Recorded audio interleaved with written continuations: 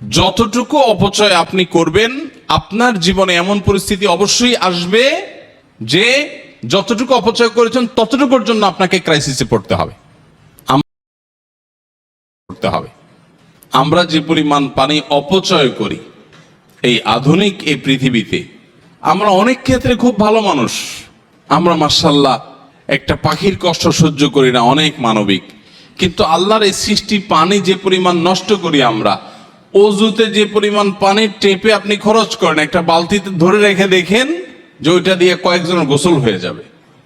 নবী করিম সাল্লাল্লাহু আলাইহি সাল্লাম সমুদ্রেও যদি কেউ অজু করে তাকেও পানি অপচয় করতে নিষেধ করেছেন।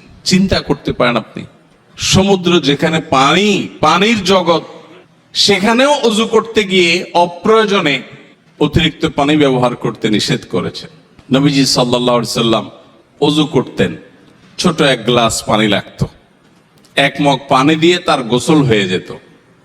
এটা তার চিরাচরিত অভ্যাস ছিল।